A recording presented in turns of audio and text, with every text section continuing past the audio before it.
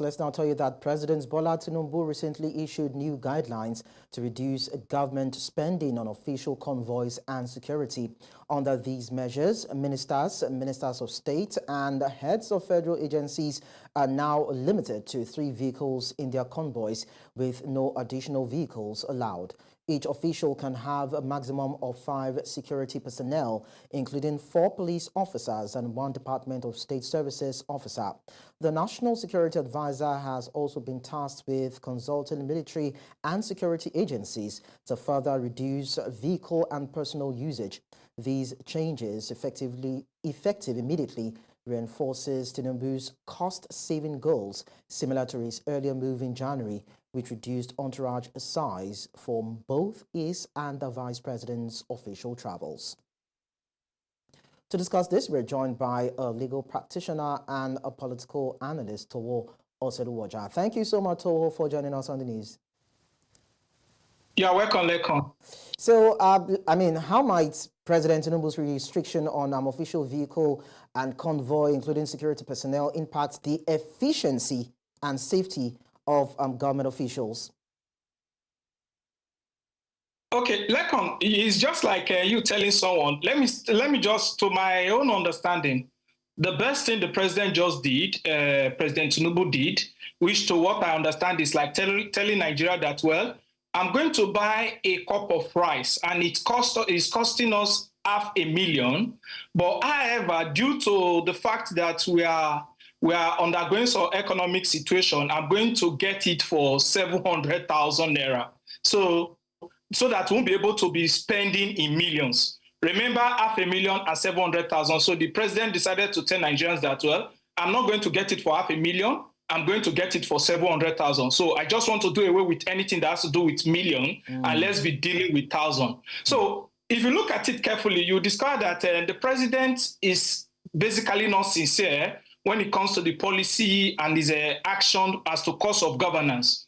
When he came into power in 2023, the first thing, I think, after a gamble of how best he can manage the economy, in February 2024, he told us that, well, he's going back to the Steve Orisanya led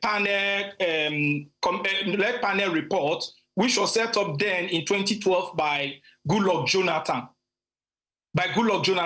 And the report came out in 2014. But surprisingly, that is 8 months into his administration. Surprisingly, 8 months after that pronouncement in February, he's coming out again with more ministers. And I think he should go along the record line that he has more ministers than any other president we've ever had in Nigeria. So look at it from this perspective. Why will a minister in this hard economy be entitled to 4 security personnel?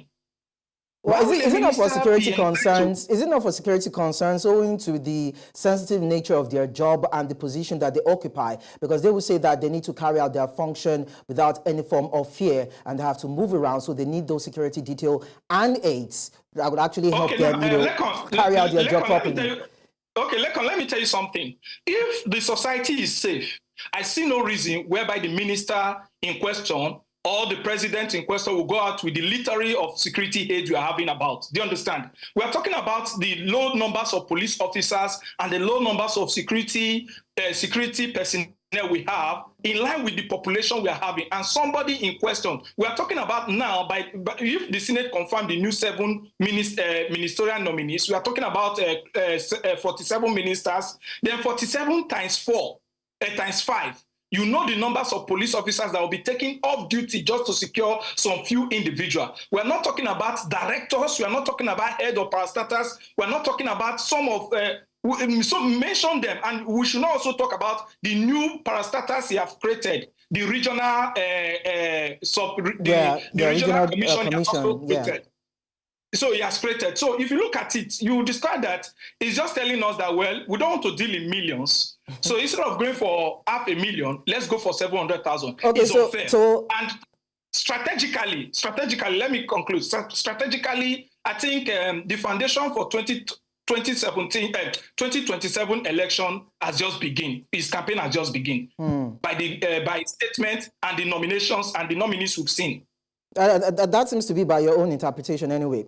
Yeah, But it's then on wrong this, interpretation. I said it at the beginning. Yes. well, let's look at it on both sides. Now, it seems as though you are Okay. actually canvassing for the reduction of the ministries and the ministers.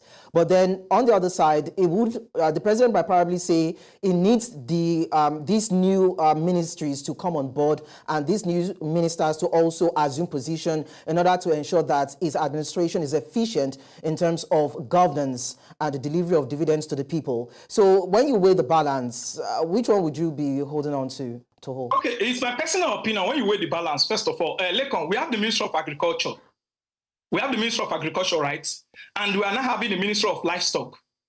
Is that not a ridicule? It's not duplication of responsibility. Then we have a minister for this, we have a minister for state. Let's look at it. If you look, Nigeria is a developing nation.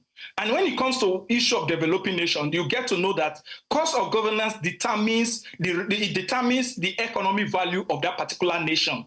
So when you are saying that, okay, you want to run all these things, that's why I'm telling you, politically is very smart and it's very strategic. The election, the road for 2027 has just been laid. Do you understand? But when you look at it on the side of the masses and the current reality of things, I just gave you an example. Now, we have so many of them. You talk about the Ministry of Niger Delta that has now been made a regional ministry. We added more parastatals of Ministry of Southeast and Southwest and all those kind of stuff. Then you now come to know that with time, as time goes on, we'll now have Ministry for Delta State, Ministry for Ondo State, just for the purpose of carrying out governance. But governance cannot be carried out in making a larger public institution.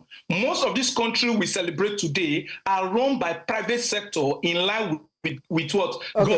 Government regulation and government regulation and partnership, not blossom public institutions. Okay, so basically you are saying that this new rejigging of the cabinet is politically motivated, so to speak. So now, if we are to talk about cost-cutting measures, and we are going to be very categorical about it, let's do a comparison between what we have now and what past administrations have done in terms of efficiency and the quality of hands brought on board and the eventual outcome. Would you say it's been better in the past than what we probably might have in the coming years, so to speak? Well, if I want to rate the Tinubu administration when it comes to issue of ministers, you see that there are more politicians than technocrats. You can have few of the technocrats who are into. I will give it to the Minister of Justice and Attorney General of the Federation.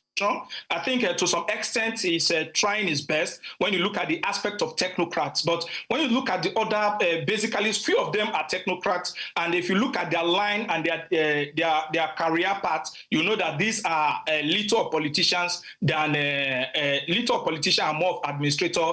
And if you look at the other aspect of it, you see it's more of politicians than administrators. So then when you look at the other aspect of it, you want to say that when we compare to previous administration, do you know how many departments are in a ministry? Do you know how many permanent secretaries that will emerge? Do you know how many directors, deputy directors? And these are people who will sit in one particular place doing something that one person will do, and they'll be getting enough homologous amount of money, allowance and training and all those stuff. So like I still say that this administration, to some extent, when it comes to, it's more of a political driven policy rather than reality of the economy and the masses they claim to have, they wanted to come and serve. So invariably, this will not change the public perception as regards transparency and accountability in governance.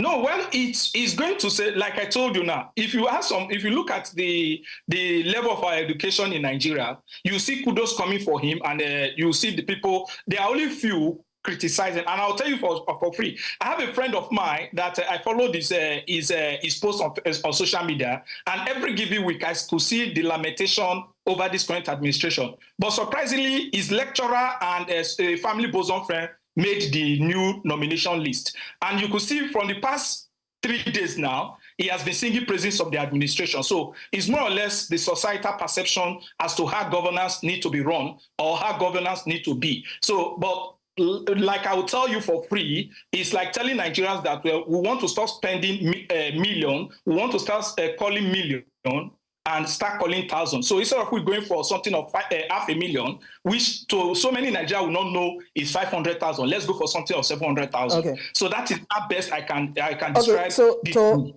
to round this up now. Yes. What if we have a high cost of governance as we speak with this cabinet expansion, but then at the end of the day, when you look at the KPI, you discover that the outcome is fantastic. Does that justify the expansion of the cabinet?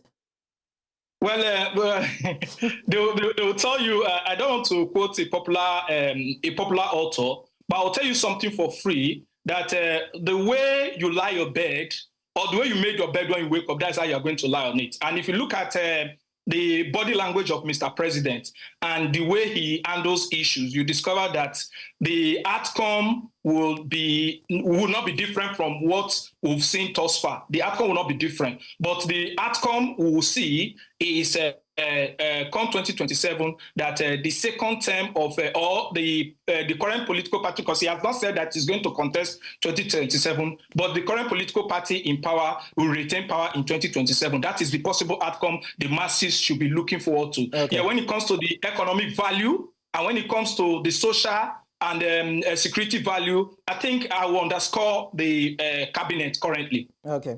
Toho Oserowaja, thank you so much for sharing your thoughts with us. You are welcome.